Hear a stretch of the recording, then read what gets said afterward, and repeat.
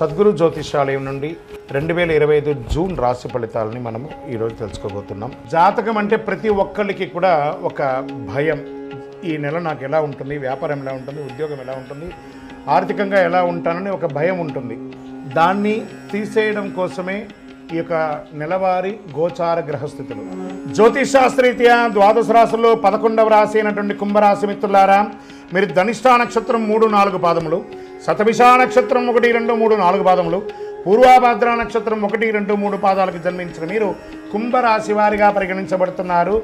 ఈ నెల మీకు శుభ ఫలితాలు ఎలా ఉన్నాయంటే, ఎలాగో 7.5 శని యొక్క ద్వితీయ భాగంలో ఉన్నారు. మీరు ఏళ్ళనాటి శని తీవ్రంగా ఉన్నా ఈ నెలలో చాలా హెచ్చు తగ్గులు ఉంటాయి. గోచార గ్రహస్థితులను దృష్టిలో పెట్టుకుంటే లగ్నంలో రాహు, ద్వితీయంలో శని, తృతీయంలో శుక్రుడు, చతుర్థంలో రవి బుధులు, పంచమంలో గురువు, షష్టంలో సప్తమంలో కుజుడు, అష్టమంలో కేతువు. ఈ మాసం ప్రారంభం నుండి ప్రతి కార్యక్రమం కూడా మిశ్రమంగా ఉంటుంది, కానీ ఆదాయం చాలా బాగుంటుంది. వ్యాపారం అద్భుతంగా ఉంటుంది. మీరు పుట్టిందే వ్యాపారం కోసం అన్నట్టుకు ఆ వ్యాపారాన్ని ప్రతి క్షణం దాని మీద మానిటరింగ్ చేసి మీ వ్యాపారాన్ని మీరు అభివృద్ధి పరుచుకుంటారు. అంత అద్భుతంగా ఉంటుంది. ఏ విధమైనటువంటి చిన్నపాటి అవకాశం ఉన్నా వ్యాపారంలో మీరు ప్లాన్ చేసుకోండి.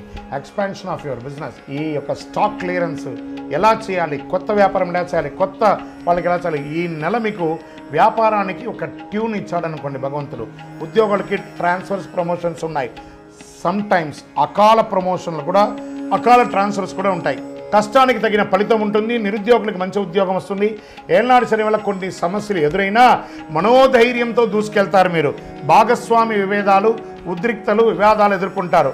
అన్నదమ్ముల మధ్య, అక్కచెల్లెల మధ్య బంధం కష్టతరం. ఏదో రకంగా బయటపడాలని చెప్పి పైన నవ్వుతూ లోపల నిజమైనటువంటి మీరుగా కనబడుతూ ఉంటారు. ఒక ఆప్యాయత అనేది కనబడకపోవచ్చు, అది జాగ్రత్త పడండి. ఒకానొక సమయంలో అన్నదమ్ముల అక్కచెల్లెలు విడిపోయే అవకాశాలు కూడా ఉన్నాయి. ఆస్తి తగాదాలు కూడా అయ్యే అవకాశాలు ఉన్నాయి. మాస ద్వితీయంలో జాగ్రత్త. బంధు వివాదాలు, నూతన పరిచయాల వల్ల నష్టం వెళ్తుంది. ముఖ్యంగా పితృవర్గీయుల మాట పట్టింపు జాగ్రత్తగా ఉండండి. మన అన్నదమ్ములే కదా, మన అక్కచెల్లెలే కదా, మన తల్లిదండ్రులే కదా, కాస్త ఓపిక పట్టండి. కూర్చొని మాట్లాడుకోండి, సర్దుకుంటుంది అన్నీ కూడాను. 10వ తేదీ తర్వాత వ్యక్తిగత జీవితంలో నిరాశకు గురి అయ్యే అవకాశాలు. మీరు కోరిన మర్యాద, రెస్పెక్ట్ మీకు ఉండకపోవచ్చు ఇంటా బయట. అందుకని అధైర్యపడక్కర్లేదు. కొన్ని రోజులే కదా, మళ్ళీ సర్దుకుంటాం. అతి ధైర్యం పనికిరాదు, అతి ఓపిక పనికిరాదు, అతి పిరికితనం కూడా పనికిరాదు. ప్రేమ వివాహాలు ఈ నెల బెడిసి కొడుతుంది. స్థిరాస్తి వివరాలకి ఈ మాసం అనుకూలమైనది కాదు. మాస ద్వితీయంలో ఎప్పటి నుంచో నిలిచిపోయిన పనులు పూర్తి చేసుకుంటారు. ఇంట బయట గౌరవం పెరుగుతుంది. బంధుమిత్రులతో వివాదాలన్నీ నిదానంగా సర్దుకుంటాయి.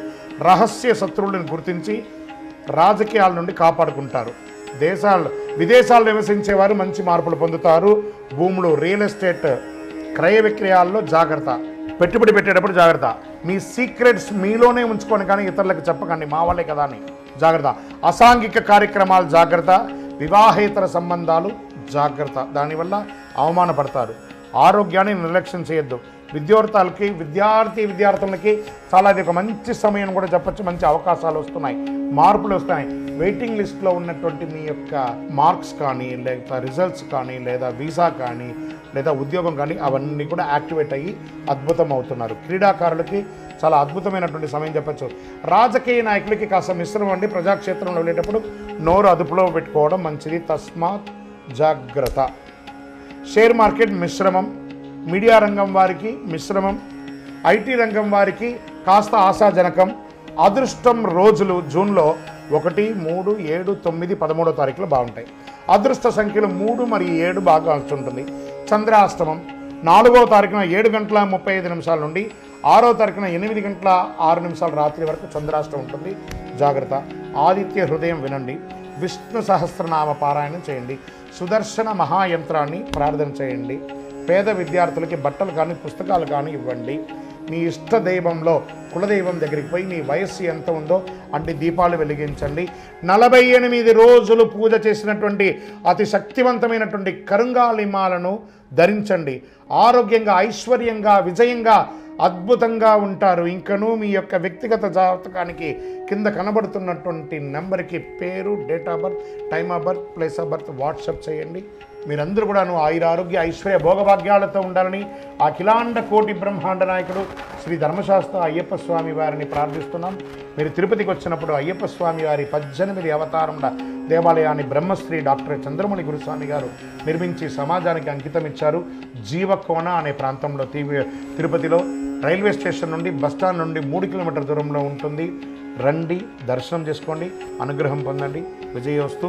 వందే మాతరం, వందే మాతరం, వందే మాతరం.